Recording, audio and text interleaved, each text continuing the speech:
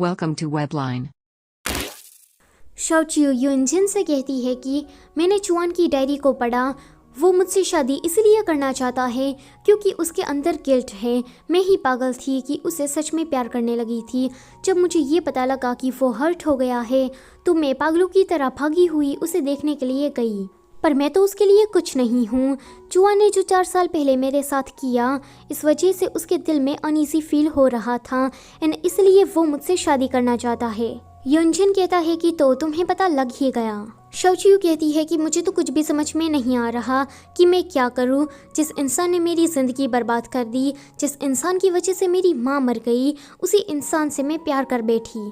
उस रात मुझे उससे बहुत सारे सवाल पूछने थे, पर उसकी इंजरी की वजह से मैं उसे कुछ भी नहीं पूछ पाई। अब मैं उसे भूलना चाहती हूँ, पर जैसे ही मैं उसे भूलने की ट्राई करती हूँ वो मुझे और भी ज़्यादा याद आ रहा है।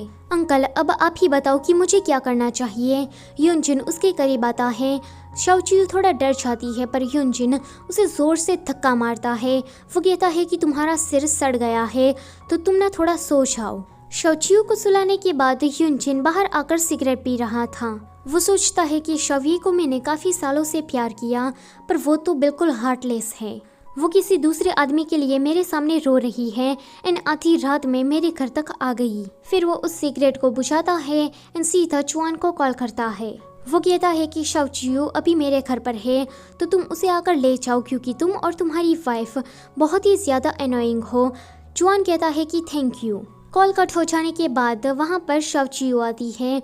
वो सोचता है कि कहीं इसने मेरी बात को सुन तो नहीं लिया ना। शाओचियो कहती है कि अंकल क्यों ना एक ड्रिंक हो जाए। वो कहता है कि अच्छा है कि इसने कुछ भी नहीं सुना। आगे वो लोग ड्रिंक करते हुए पुरानी बातों को याद करते हैं, जिसके कारण शाओचियो का मूड थोड़ा ठीक हो जाता है। अगले दिन शाओचियो युनजिन के साथ ब्रेकफास्ट कर रही थी, तभी ही वहाँ पर चुआन आता है।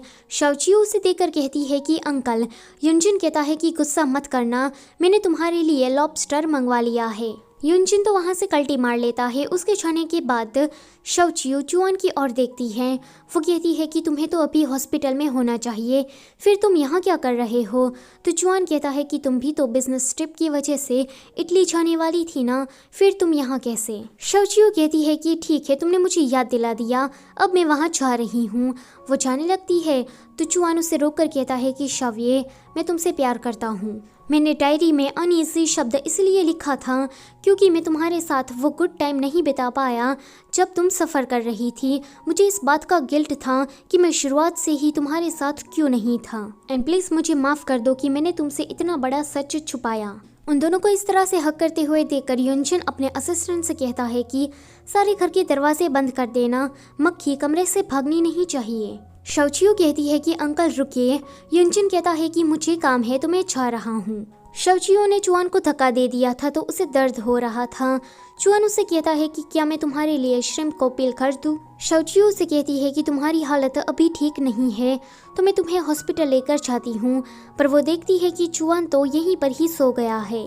आगे हम देखते हैं कि युनजिन ने लेंग पिंगवेन की बेटी को किडनैप किया था और ये चैप्टर होता है यहीं पर ही ख़त्म।